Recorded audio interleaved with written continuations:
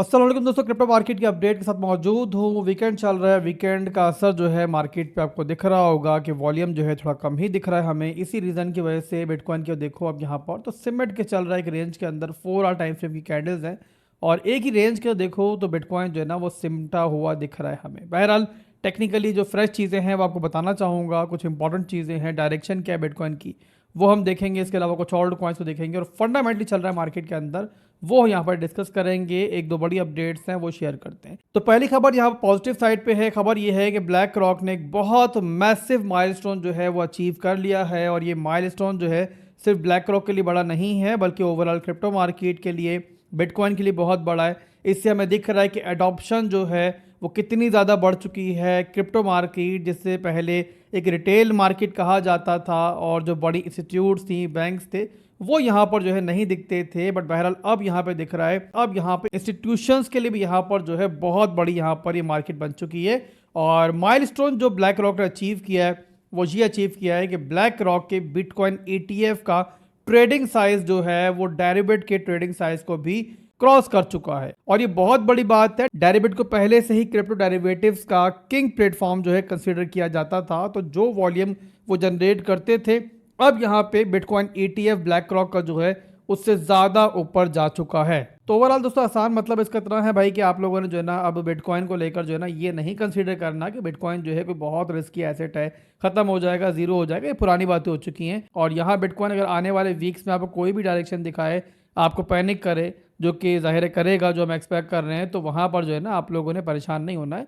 और वही मौका होगा बाइंग का, यहाँ पे बाइंग करके जो है फ्यूचर में आप लोग जो एक अच्छा रिटर्न जो है मेरे हिसाब से जनरेट कर सकते हो। और ये सारे सिग्नल जो आपको दिख रहे हैं ना कि भाई ये जो बड़ी इंस्टीट्यूट्स हैं, जो बड़ी वेल्स हैं, बाइंग कर रही होती हैं, एंट्री मार रही होती है, पागल नहीं होते। याद रखो ये वो पैसा है इस दुनिया का जिसे हम स्मार्ट मनी कहते हैं। और स्मार्ट मनी जो है ना वो 90% जो है सही होती है और बहुत कम देखा गया है कि ये लोग जो है ना लॉस में जाते हैं। तो ये बात आप लोगों ने ध्यान में रखना है। एनीवेज यहाँ पर दोस्तों अगली खबर जो है वो थोड़ी सी यहाँ पे नेगेटिव साइड पर है। खबर ये है कि लाइट कॉइन के ऊपर डिनाइल ऑफ सर्विस अटैक जो है हुआ है, जिसकी वजह से 13 ब्लॉक्स के अंदर जो है एक मसला पैदा हो गया था। अब ये जो मामला हुआ है ना सारा, यहाँ पे थोड़ा सा कंट्रोवर्शियल हो रहा है।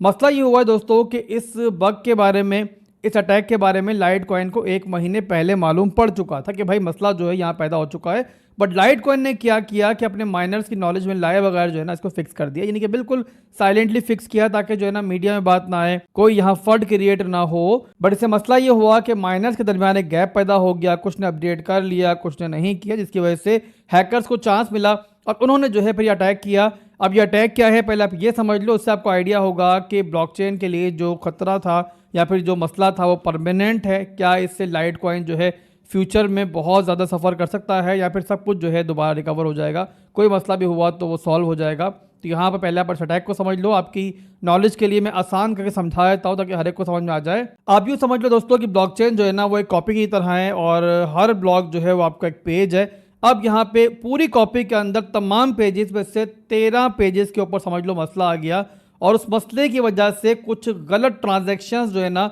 वो नेटवर्क पे आ गई। बट यहाँ पे बेहतर चीज़ क्या हुई, अच्छी चीज़ क्या हुई कि लाइट कॉइन ने ऑटोमेटिकली उस अपडेट की वजह से खुद ही जो है ना इन 13 ब्लॉक्स को दोबारा रिवर्स कर दिया, यानी कि जो भी इफेक्ट हुआ था, जो भी अटैक हुआ था, उसको पुरानी हालत में लेकर आ गए, जिसकी वजह से कोई बहुत बड़ा लॉस नहीं हुआ, बहुत बड़ा कोई नुकसान नहीं हुआ। तो इस सारे मामले के बाद दोस्तों आपके समझने की चीज़ यहाँ पर यह है कि वक्ती सिक्योरिटी ब्रीच की वजह से यहाँ पे थोड़ा सा फर्क तो ज़रूर क्रिएट हो रहा है, बट ओवरऑल ब्लॉकचेन जो है वो रिकवर हो चुकी है और ब्लॉकचेन को ओवरऑल को नुकसान नहीं हुआ है। हाँ ये ज़रूर है कि भाई सिक्योरिटी जो है वो ब्रीच हुई थी, बट उसके बाद जो है उसको फौरी तौर पे सॉल्व भी कर लिया गया।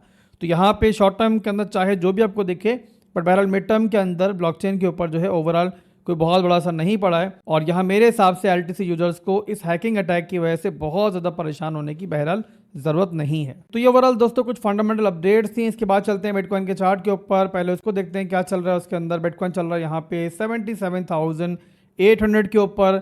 अब यहाँ वीकेंड चल रहा है तो उसकी वजह से वॉल्यूम जो है बताया मैंने वीडियो के शुरू में ही आपको कि कम दिख रहा है और यही रीज़न है कि आपको जो है ना ऐसी कैंडल्स जो है बनती हुई दिख रही हैं। और ओवरऑल यहाँ पर जो है ना आप कह सकते हो कि मार्केट शॉर्ट टर्म के अंदर डिसाइड नहीं कर पा रही कि वो किस साइड जाएगी।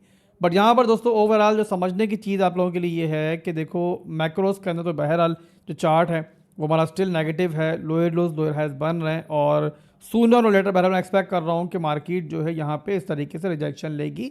बट उससे पहले यहाँ पर दोस्तों जो ट्रेंड बन चुका है ना, उसकी वजह से चांस ये ज़रूर बन चुके हैं कि बिटकॉइन यहाँ पे थोड़ा सा मज़ीद जो है आने वाले दिनों में ऊपर जा सकता है और ख़ास तौर पे जो सीएमई गैप का एरिया है वो यहाँ पर जो है फेल्ड कर सकता है। अब ये सीएमई गैप कहाँ पर है, तो सीएमई गैप है 80 से लेके 81,000 के दरमियान और ओवरऑल यहाँ पे एक्सपेक्टेड यही है कि अनफिल्ड सीएमई गैप जो बहुत देर से पड़ा हुआ था, जब मार्केट इतनी नज़दीक आ चुकी है तो यहाँ पे मेजर क्रैश से पहले बहरहाल इसको फिल्ड करेगी और थोड़ा बहुत जो है ऊपर भी इससे जा सकती है। तो ये ओवरऑल एक सिनेरियो चल रहा है शॉर्ट टर्म के अंदर। इसके अलावा यहाँ पे अगर मैं 4 घंटे में आपको दिखाऊं तो चीज़ें आपको ज़्यादा क्लियर होंगी किस तरीके से जो है मार्केट मूव कर सकती है। तो ये देखो आप लोग, अभी के लिए बिटकॉइन ने यहाँ पर जो है ना आपको दिख रहा होगा कि इस लेवल को एक सपोर्ट के तौर पे बनाया हुआ है। 76,000 की ये सपोर्ट है। प्रीवियसली भी बिटकॉइन इसके ऊपर आया था बट यहाँ पे इसको होल्ड नहीं कर पाया था, बट इस बार जो है यहाँ पे ना सिर्फ एक नया हाई बना है बल्कि उसी के साथ यहाँ पर जो है इस दफ़ा दिख रहा है कि ये सपोर्ट जो है होल्ड रह सकती है अगर कोई बहुत बड़ी नेगेटिव खबर मार्केट में नहीं आती। नेगेटिव खबर कहाँ से नहीं आती, ईरान और यूएसए की जो निगोशिएशंस होने जा रही हैं उसको लेकर नेगेटिव खबर जो है नहीं आती। तो यहाँ पे चांस यही होगा कि या तो बिटकॉइन जो है इस तरीके से ऊपर चला जाए या फिर अगर नीचे आता भी है तो इस सपोर्ट को होल्ड करे और यहाँ से इस तरीके से बाउंस करे। तो ये ओवरऑल दोस्तों आसान जुबान में बिटकॉइन का सिंपल सा सिनेरियो चल रहा है। बाकी वीकली क्लोजिंग जो है होने जा रही है और ये वीकली क्लोजिंग जिस रेंज में होने जा रही है यहाँ पर इससे पहले जो है क्लोजिंग नहीं हुई थी, तो इस लिहाज से भी इस बार की वीकली क्लोजिंग जो है इंपॉर्टेंट है। तो इस पर नज़र रहेगी मेरी। उसके बाद जो है इंशाल्लाह मार्केट को रीएनालाइज करेंगे। अभी के लिए शॉर्ट टर्म के अंदर बस जो है ना आप लोग एक जोन पे नज़र रखो, एक सपोर्ट पे नज़र रखो। ये है आपकी 76,000 की सपोर्ट। जब तक ये होल्ड है यहाँ पर जो है जो बताया मैंने आपको शॉर्ट टर्म का सिनेरियो, उसके चांस ज़्यादा बन रहे हैं। बट अगर ये लूज कर जाए मार्केट किसी भी रीज़न की वजह से तो आप लोगों ने ये अंडरस्टैंड करना है कि उसके बाद जो है फिर भाई मामला जो है ना वो नीचे की जानिब जो है शिफ्ट हो जाएंगे। और नीचे की जानिब किस साइड पे, तो नीचे की जानिब जो हमारी नेक्स्ट सपोर्ट है 71 से लेके 72 की सपोर्ट। बट अभी के लिए बहरहाल हम यहाँ पे जब तक 76 से ऊपर की साइड पर हैं, चांसेस यही है कि बिटकॉइन जो है यहाँ पे सीएमबी गैप के एरिया को आने वाले दिनों में फेल्ड करता हुआ हमें दिख सकता है। इसके अलावा यहाँ पे कुछ ऑल्ट कॉइन्स को भी जल्दी से देख लेते हैं। ज़्यादा छोटे ऑल्ट कॉइन्स यहाँ पे डिस्कस नहीं करूंगा, ज़्यादा वीकेंड है, वॉल्यूम वैसे ही कम है, तो यहाँ पे जो मेजर ऑल्ट कॉइन्स हैं उनको देख लेते हैं। बाकी छोटे ऑल्ट कॉइन्स को कल की वीडियो में देख लेंगे। अभी के लिए यहाँ पे इथीरियम को देख लेते हैं। अब पहले डेली में देख लो। डेली के अंदर इथीरियम का स्ट्रक्चर जो है कुछ खास नहीं लग रहा है। ये आपके सामने है कि ये था हमारा लो, ये ब्रेक हुआ, उसके बाद ये लोअर हाई बना और मार्केट जो है इथीरियम की दोबारा ब्रेकडाउन हुई। उसी के साथ अब देखो फुल टाइम फ्रेम के अंदर वहाँ पर भी जो है स्ट्रक्चर कुछ खास नहीं लग रहा और ओवरऑल यहाँ पे फिलहाल नीचे की जाने भी है। बट यहाँ पे एक ट्रायंगल पैटर्न भी बन रहा है, तो उससे ब्रेकआउट अगर मिल जाता है तो शॉर्ट टर्म के अंदर जो है यहाँ पे छोटी सी अपवर्ड मूव जो है हमें 2440 और 2470 के अराउंड जो है दिख सकती है। बट ओवरऑल मैं यही एक्सपेक्ट कर रहा हूँ कि उसके बाद जो है ना सूनर और लेटर जो है बिटकॉइन के साथ इथीरियम भी जो है इस तरीके से वो नीचे आएगा। तो यहाँ फिलहाल के लिए इथीरियम के अंदर कोई क्लियर सेटअप नहीं दिख रहा और अभी के लिए इथीरियम जो है पेंडुलम की तरह हवा में लटका हुआ है।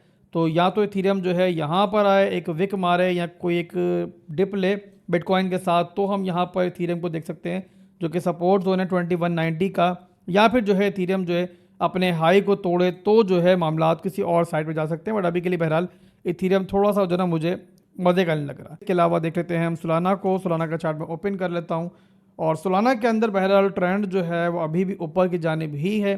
ये आपके सामने है कि ये हाई बना, ये लो बना और यहाँ पर अभी जो है हम स्टिल जो है एक अप ट्रेंड के अंदर ही हैं। तो इस लिहाज से सोलाना के लिए शॉर्ट टर्म के दो सपोर्ट्स बनती हैं जिन पे आप नज़र रख सकते हो। एक है आपका 84.52 और एक है आपका ये सपोर्ट जो बनता है आपका तकरीबन 81 से लेके 82 का। तो कुछ इस टाइप की मूव जो है सोलाना में मैं एक्सपेक्ट कर रहा हूँ, या तो इस तरीके से या फिर थोड़ा सा नीचे आता है तो इस सपोर्ट से दोबारा जो है रिकवर करता हुआ आपको दिख सकता है सोलाना।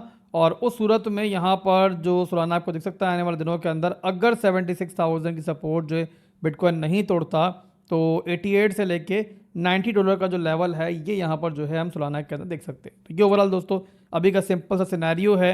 बाकी डिटेल से वीडियो जो है कल ही बनाएंगे। ज़ाहिर है वीकेंड जब क्लोज होगा दोबारा मार्केट ओपन होगी, नई कैंडल फ्रेश कैंडल ओपन होगी तो फिर इंशाल्लाह देखेंगे। मिलते हैं इंशाल्लाह। अल्लाह हाफिज़।